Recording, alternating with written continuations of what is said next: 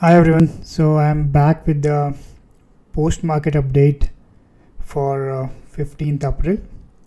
Market just closed, and in the previous week on Thursday, it was a long weekend because we had two holidays, Friday and Monday. So, and during the weekend, lot happened, and today morning we saw a significant gap up, like more than 500 points, and so in last update we discussed that if this level 22,923.90, if this holds, then we should continue downwards from here. But the gap up was so large that we opened like much above it. So now what, so what does this, where does that leave us? So largely my view still remains bearish, and the reason why I think this is still a counter bounce, counter trend bounce, is because we have a clean 5-wave down here, right? So till this 5-wave is not invalidated, I don't see any reason to give up on this bearish view. And this 5-wave down also aligns with our larger wave counts like W, X, Y, X, Z. So this is W, this is X, and we are in leg Y. So this is essentially 1 of Y or A of Y, and we are in B or 2 of Y. So that's how I see this thing still. And now we have two gaps created here, right? So one last week, this one, and then one more created today. So for this downtrend to confirm that this is not really a new trend on the upside, price has to break both of these gaps and start trading below it. And so that's the next confirmation we are going to look for. So now that we have the price trading around 78.6% of this whole fall, so what next is expected? So if I drill down to hourly chart, so if you can see, so this was 1 2 3 4 5, this A was 5-wave, and then we had a B, and this is what I thought might be C, 1 2 3 4 5, and this 5 I thought C might be over here, and then we should continue down from here. The reason why I thought this might be over, because we were already in between 50 and 61.8%, which is normally a decent retracement, and this also filled this gap, that the large gap that we had from the before week. So that was also filled with this move, but apparently that doesn't seem to be the case, and the price is still moving up.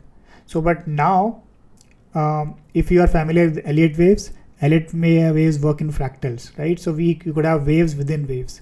So basically now, so this 1 2 3 4 5 was just one of this wave.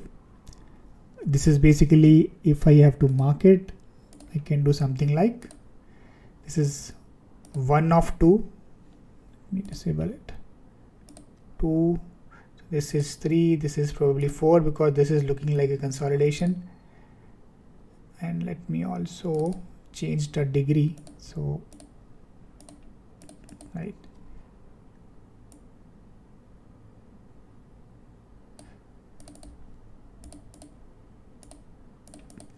okay, so basically this 1 2 3 4 5, just one was one of this wave. This is 1 or A, this is 2 or B, so whichever it is. Let me mark it. 2 or B of 5 essentially. Okay, 5 down, not of Y, not 5, sorry, 2 or B of Y down. So this is how it would look like. And this is also a very nice case study for Elliott waves, because in Elliott waves we say that the gaps typically occur in wave 3 and wave C, because those are the fastest and most fiercest waves. So here you can see in this wave A, 1 2 3, in the wave 3 we had a gap, and then we had a small gap in wave C here, A B C, right? And then we had another gap which is 1 2 3 in this third of 1. So this is also wave 3, and then in the larger 3 of this also we had a gap, right? So that also kind of gives me confirmation that this is kind of so far it's looking like a zigzag ABC kind of setup. So we had 3 5 3, and then this is like 1 2 3 4, so we are in 4, and one last leg on the upside is pending. So that should complete the 5th leg, and it should also complete wave 2 or B down of Y, and then we should continue on the downside. So now what if this isn't the case? What if this hypothesis is wrong? So for this hypothesis to be wrong, I need to see one of two things happening. So first is either this 1 2 3 becomes 1 2 3 4 and 5. So if this becomes a 5-wave rise, then I might start considering that probably my view is wrong, and this is not really a counter trend bounce, but this is probably a start of a fresh trend on the upside. So till that doesn't happen, I don't see any reason why I should kind of start looking for a bullish view, right? So that's one of the thing, looking for a 5-wave rise. Second thing is, which is not really that important, but yes, it will have some weightage. So that is if this high, this X high is breached. So this X high is currently at 23. Sorry, let me see if it is correct. Yeah, 23,869.60. So either this is breached or we see a 5-wave rise. This converts into a 5-wave. So far it's 3-wave.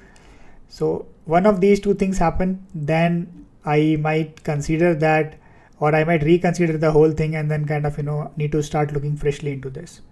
So but till any of these two things happens, my view remains bearish, and I expect that this last leg would complete maybe tomorrow sometime with a gap, or maybe like a kind of quick move on the upside, and then from we start reversing from there. And if that doesn't happen, then as I said, we have to look for either the 5 waves on the upside or breach of this. So that's the view for this week, and my preferred view remains of the downside, and I would look for a fast up move on the upside in the last leg of this, last leg 5 of 2 of P, and then 3 or C down should start. So that's all for this video, and if you are liking these updates, please do subscribe to the channel and do like this video. Thank you very much.